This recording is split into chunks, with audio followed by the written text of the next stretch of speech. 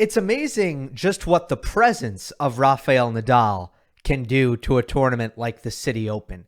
We're talking about a Wednesday night, an ATP 500, and it felt enormous. It felt festive.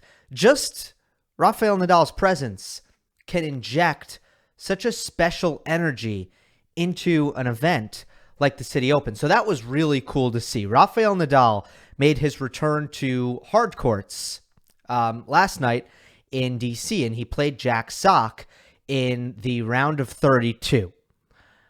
Well, Nadal won in a third set tiebreak. Again, the atmosphere was incredible, and especially juxtaposed with tennis with no crowds. It was really, for me, appointment television and so much fun to watch. The match itself was also kind of incredible.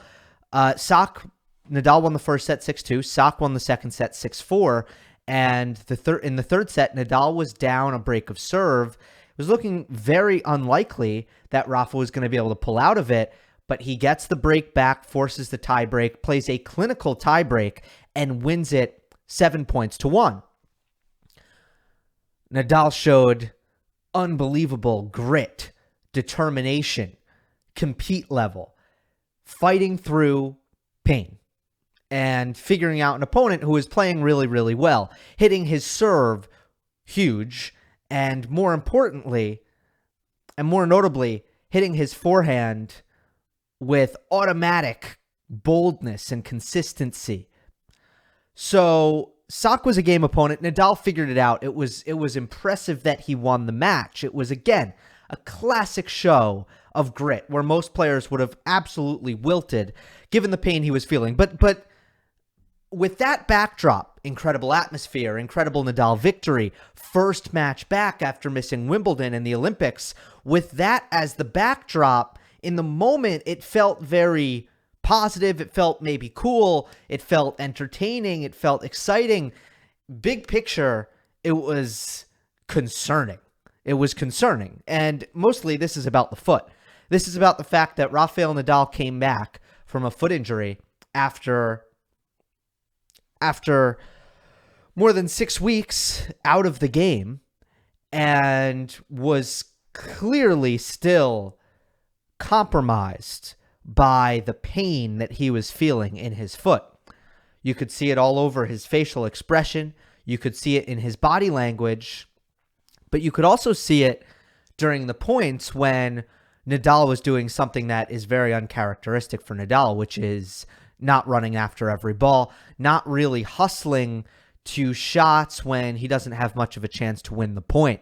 Rafa just kind of deciding to let a couple balls go. You never see that from Rafa Nadal. You know something's wrong when he does something like that. And overall, the defense wasn't great. He certainly looked a step slow. And you never want to see that when someone comes back. When a player comes back, you want them to be 100% ready. That's what's been so concerning about Roger Federer and his battle with his knee injury, is that he is taking time off and he is coming back, and he comes back and it's still not right. That is concerning. Now, here's the good thing. Here's the good news. It seems to be just a pain thing. Just how much pain can Rafa tolerate? There clearly isn't any risk of the foot getting worse, or he would not be on the court. His doctors would not have cleared him. He would not have any desire to be out there. It is clearly just a pain thing that Nadal is having to work through.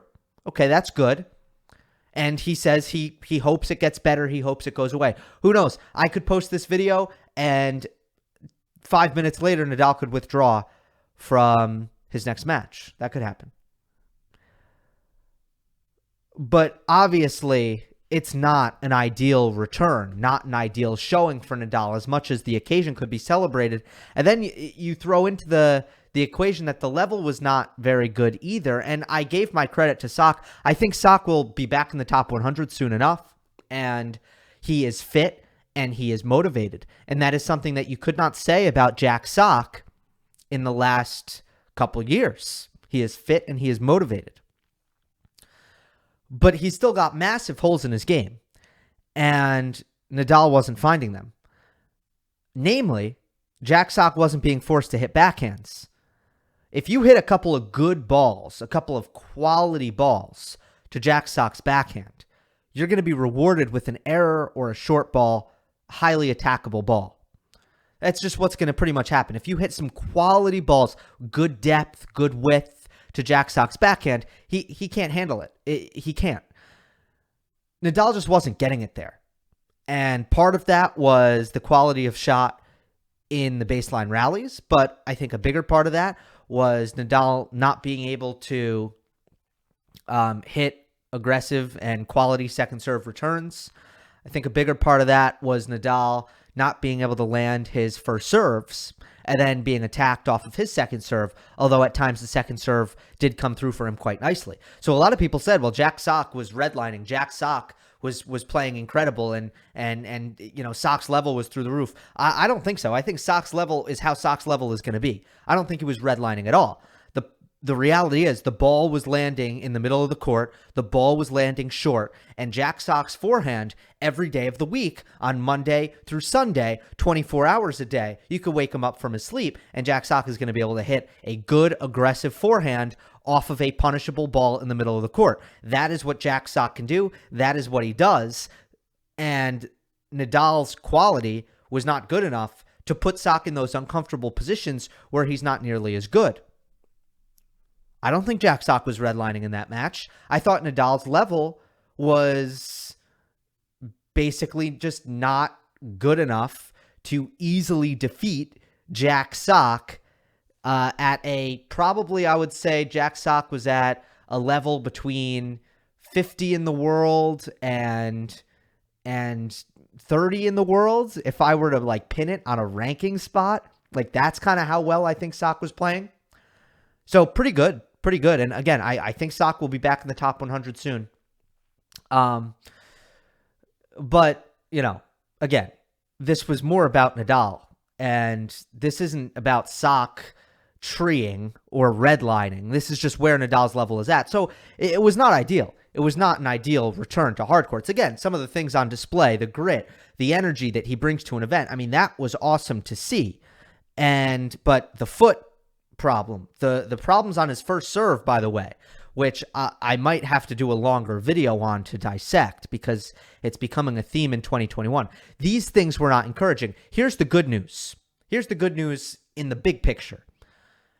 The good news is that we continually have seen this with Nadal a couple of times now, where he is not maintaining his peak level throughout the season, but he is able to find that for the slams. And you go back to 2019 when he lost to Fabio Fognini in Monte Carlo. And at that time, you could have said, well, if Roland Garros starts today, Rafa Nadal can't win this thing.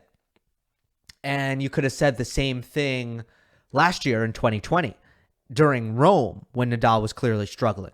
You could have said, if Roland Garros starts today, Nadal isn't winning.